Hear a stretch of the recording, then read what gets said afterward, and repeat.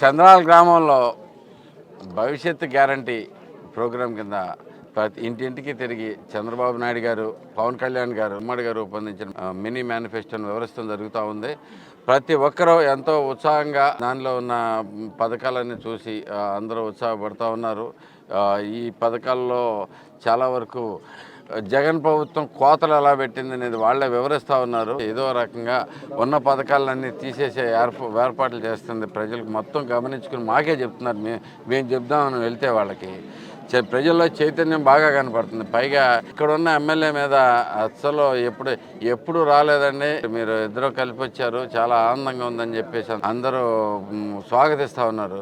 ఈ 20 ఏళ్లలో ఒకసారి కూడా వచ్చి మా దగ్గరికి వచ్చి ఏ ప్రాబ్లము, ఏమున్నాయి ప్రాబ్లమ్స్ అనేది తెలుసుకోలేదండి. ఈ రోడ్లు చూడండి, రోడ్లు ఎంత దారుణంగా ఉన్నాయో. ఈ గ్రామంలో అయితే రైతుల కష్టాలు కూడా వివరిస్తూ ఉన్నారు. పోయినసారి అలా నష్టపోయారు పంట కాలువలు తీపిపోవటం వల్ల. ఇవన్నీ ఒక ఎమ్మెల్యే చేయాల్సిన పనులు, విధులు అన్నీ పూర్తిగా పక్కన పెట్టేసి సొంత పనుల మీద, సొంత ఆస్తులు పెంచుకోవటం మీదే తను చేసే ఈ పద విన్యాసాలన్నీ చూసి జనాలందరూ అసహించుకుంటున్నారు. డైరెక్ట్గా మాకే చెప్తున్నారు. చంద్రాల గ్రామం మొత్తం తిరుగుతుంటే ఒక్కళ్ళు కూడా వ్యతిరేకించిన వాళ్ళు లేరు. ఇప్పుడు జనసేన మేము ఇద్దరం కలిపి దీనికి ముందుకు తీసుకెళ్తున్నాం. ఈ ప్రోగ్రాం ఇంటింటికి రీచ్ అయ్యి మనం ఎందుకు చంద్రబాబు గారు కావాలి అనేది వివరిస్తాం జరుగుతూ ఉంది.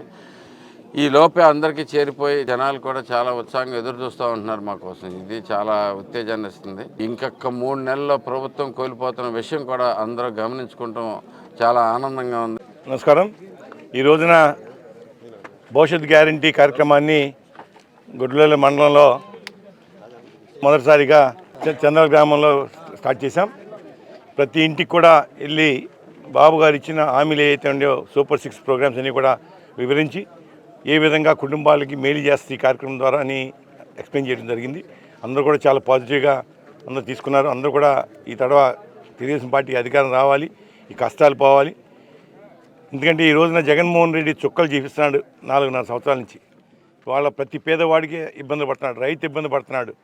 అనేక రకాలుగా వాళ్ళ విద్యుత్ కరెంట్ ఛార్జీలు కానివ్వండి, నిత్యావసర సరుకులే కానివ్వండి, గ్యాస్ ధరలే కానీ అన్నీ కూడా పెరిగిపోయి సామాన్యుడు బతికే పరిస్థితి లేదు.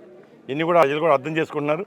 తప్పకుండా ఈరోజు రేపు రాబోయే రోజుల్లో 2024లో చంద్రబాబు నాయుడు గారు ముఖ్యమంత్రి అవుతారు. గుడివాడలో ఇతడు ఎట్టి పరిస్థితిలో ఒక సైకో ఉన్నాడు.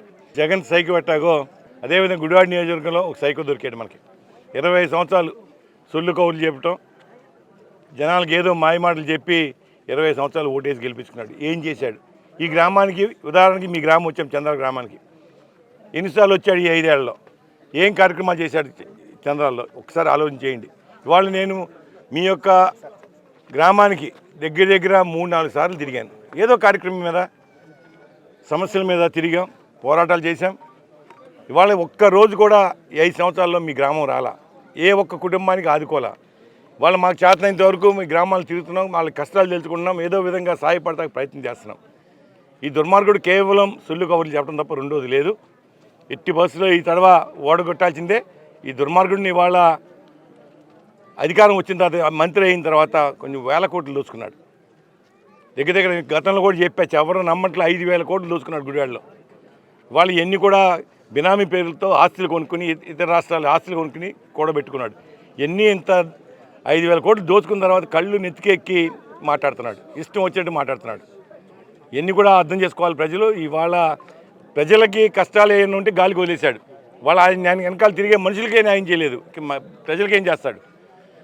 వాళ్ళు ఎంతోమంది నాకు తెలిసిన వాళ్ళు చాలామంది ఈ తడవ బయటకు వచ్చి చేస్తామన్నారు. అందరూ కూడా స్వాగతిస్తున్నాం. అందరి సహకారం కావాలి.